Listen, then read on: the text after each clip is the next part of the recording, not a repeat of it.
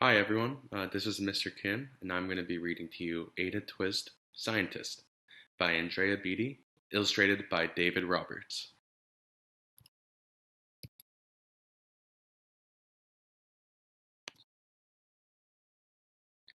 Ada Marie, said not a word till the day she turned 3.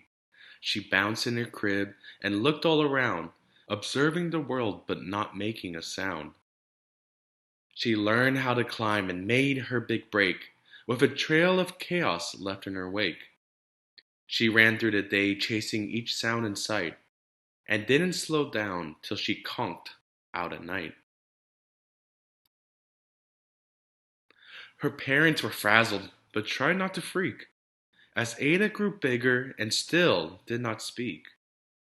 Clearly, young Ada, with lots in her head, would have something to say when it ought to be said. That's just what happened when Ada turned 3. She tore through the house on a fact-finding spree and climbed up the clock just as high as she could. Her parents yelled stop, as all good parents would. Ada's chin quivered, but she did not cry. She took a deep breath and simply asked, why?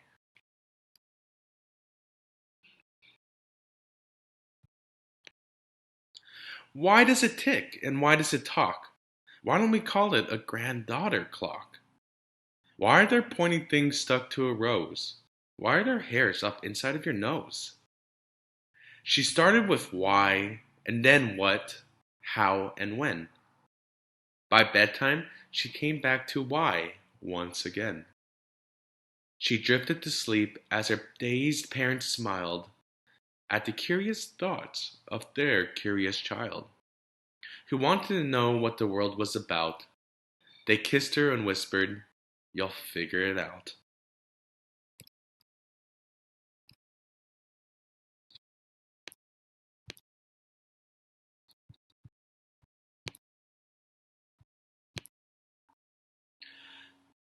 Her parents kept up with their high flying kid, whose questions and chaos both grew as she did.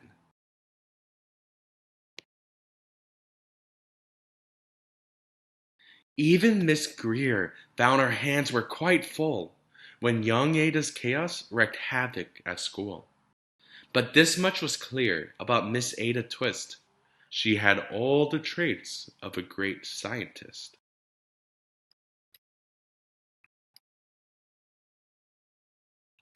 Ada was busy that first day of spring, testing the sounds that make mockingbirds sing, when a horrible stench whacked her right in the nose, a pungent aroma that curled up her toes. Zowie, said Ada, which got her to thinking. What is the source of that terrible stinking? How does a nose know there's something to smell? And does it still stink if there's no nose to tell? She rattled off questions and tapped on her chin. She'd started the start, where she ought to begin.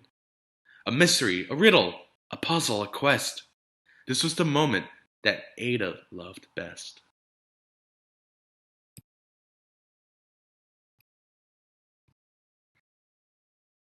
Ada did research to learn all she could of smelling and smells, both the stinky and good.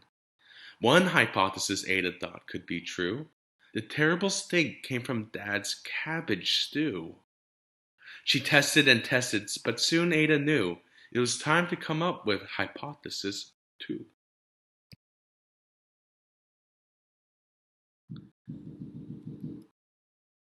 Then zowie!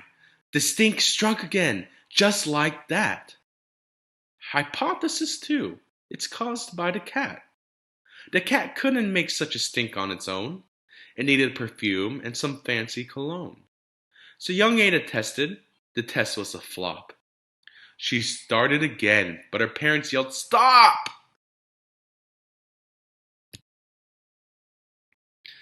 Ada Marie, to the thinking chair now. By the time we count 3. Enough, said her mother. That's it, said her dad. Her parents were frustrated, frazzled, and mad. Why, Ada questioned. Her mother said no. What? Ada queried. Her father said go. You've ruined our supper. You've made the cat stink. Enough of your questions. Now sit there and think. She looked at her parents. Her heart turned to goo. Poor Ada Twist didn't know what to do.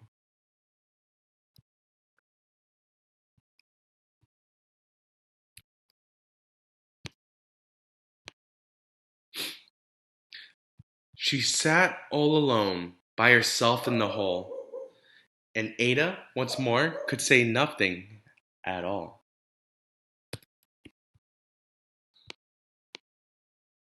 And so Ada sat, and she sat, and she sat. And she thought about science and stew and a cat and how her experiments made such a big mess. Does it have to be so? Is that part of success? Are messes a problem? And while she was thinking, what was the source of that terrible stinking? Ada Marie did what scientists do. She asked a small question, and then she asked two. And each of those led her to three questions more, and some of those questions resulted in four. As Ada got thinking, she really dug in. She scribbled her questions and tapped on her chin. She started at why, and then what, how, and when. At the end of the hall, she reached why once again. Her parents calmed down and they came back to talk. They looked at the hallway and just had to gawk. No patch of bare paint could be seen on the wall. The thinking chair now was a great thinking hall. They watched their young daughter and sighed as they did. What would they do with this curious kid who wanted to know what the world was about? They smiled and whispered, "We'll figure it out." And that's what they did, because that's what you do when your kid has a passion and heart that is true. They remade their world. Now they're all in the act of helping young Ada sort fiction from fact. She asked lots of questions. How could she resist? It's all in the heart of a young scientist.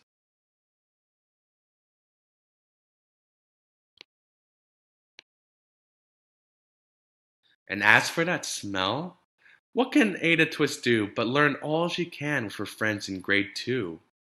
Will they discover the stink that curled toes? Well, that is the question, and someday, who knows?